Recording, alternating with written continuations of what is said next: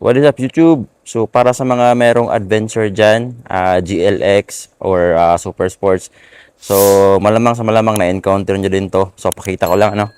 So ito yung ano natin, yung gulong, yung concern ko actually. So kung makikita nyo mga sir, medyo madumi lang no.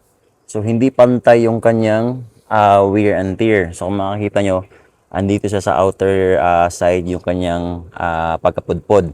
Wala sa sentro at saka wala din dito sa pinaka inner side. Andito lang talaga siya pinaka outer. So sa mga merong owner dyan ng adventure, so para meron kayong idea kung ano yung mangyayari sa mga gulong nyo.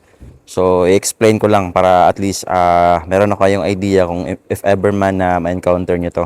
Okay, so explain ko lang mga sir ha. Kasi kapag ganito yung na-experience nyo kasi kung mapapansin nyo, yung sa kabilang gulong, ayan, yung tatlong gulong natin dito sa likod, at saka dito sa harap bago yan. So, ano pa, wala pang 1 year yan, tapos pina-align ko. Pero ganito pa rin yung nangyari natin. Meron siya uneven na pagkapudpod sa gulong. So, tatlong bagay ang pwedeng mangyari kasi niyan. So, unang cause talaga diyan is yung tire pressure ng ating mga gulong. So, kapag hindi kasi hindi tama yung tire pressure, so magkakaroon ng pudpod yung mga gulong. Pangalawa is need siya i-wheel alignment. Kapag ganito yung mga na-encounter nyo, so kailangan siyang wheel alignment.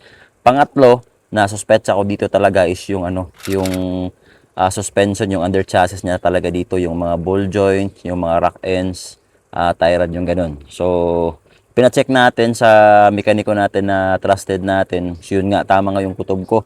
So, actually, yung sira niya is yung rock end niya. Meron na siyang play at saka yung lower ball joint. So, ipakikita ko lang kung ano yung parts na ni-replace natin. Okay mga sir, so eto yung rason kung bakit nagkaroon ng pudpod dito sa outer lane ng ating gulong. Ayan, so kung makikita nyo mga sir, eto yung sira niya, no? Eto yung lower ball joint natin. Kung makikita nyo, meron na siyang play. Tsaka sira na talaga, no? Dala ng katagalan na din. And then, eto yung upper natin. So, actually, okay pa naman siya, yung upper. Kaya lang, kailangan kasi nating palitan din itong upper. Kasi kapag brand new yung lower lang yung pinalitan natin, so masisira agad yung upper. Kaya, sinabay na lang natin na palitan ng bagong upper. Saka, eto naman yung rack end natin.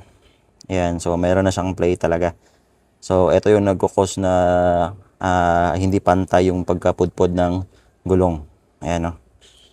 So, syempre, sinabayan na rin natin ng bagong tie rod. So, yung ginamit nga pala natin na brand is yung KYB. Ayan, makikita nyo dito sa gilid natin. Ito na yung apat na binili natin, ano. So, ipopost ko lang sa screen kung magkano yung nagastos natin. Actually, yung ano talaga, yung option talaga natin, first option is yung 555 talaga kasi mas matibay yung 555. Pero so far naman, yung sa mga nakilala ko na mga adventure owners din, is KYB yung gamit nila. Kasi mas mura siya sa 555. Tsaka quality din naman yung mga piyesa nila, no. So, bumili tayo ng KYB na brand. Tsaka yan yung pina-install natin doon sa chassis natin. So, ito na yon, yung lower ball joint, yung upper tie rod, at saka yung rack end. So, explain ko lang mga sir para meron talaga kayong full idea sa nangyari dito sa gulong natin. So, ganito kasi yung mangyayari natin kapag meron tayong mga indicators. So, kapag yung pudpud ng gulong natin is nasa center talaga ng gulong, ang ano dyan, yung verdict natin dyan is mataas yung kanyang hangin.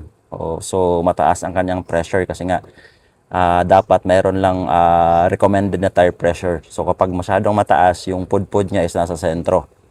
So, kapag kapag yung pudpud niya is nasa magkabilang gilid dito sa outer at saka sa inner, so kailangan niya ng wheel alignment.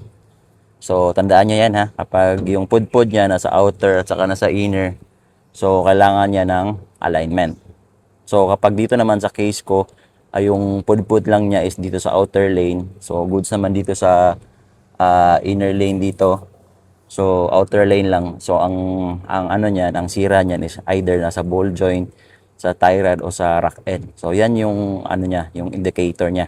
So ipakita ko lang yung mga gulong na sa kabila kung gaano pa sa kakapal. Ayan oh. Kung makikita nyo kasi makapal pa siya kasi nga nagpalit tayo last year lang. Ayan oh. So imposible naman na kailangan talaga ng wheel alignment since nagpalit tayo ng gulong tapos pina-align natin to agad. So yun nga yung nangyari, yung kabilang gulong, yung sa harapan. So yun, pinalitan siya ng ball joints, tie rod at saka yung rack end. So ang plano ko kasi, actually yung binili ko talaga is yung dito sa ano na, sa passenger side at saka sa driver side. No? So meron pa akong reserba dito na 4. So pinatingnan ko kasi doon sa kabila yung ano niya, ball joints at saka rack end at saka tie rod is goods na goods pa naman. So ano ko na lang to. Savings ko na lang to no.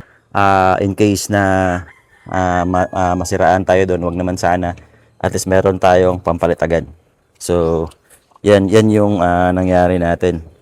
So at least doon sa mga adventure owners o kahit hindi sa mga adventure no, kapag ganyan yung pagkapudpud ng gulong, so alam na natin kung ano yung verdict talaga, yung cost, kung ano yung cost yung pagkapudpud niya na sa outer lane. So malamang sa malamang ano yan sa ball joints, tie rod o sa rack end.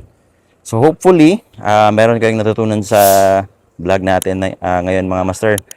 So, kung meron kayong mga tanong, drop down nyo lang sa description at saka babasahin natin yan.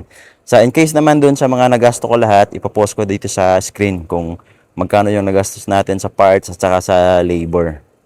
So, yun lang and kita-kits sa susunod natin na video. Ride safe sa ating lahat.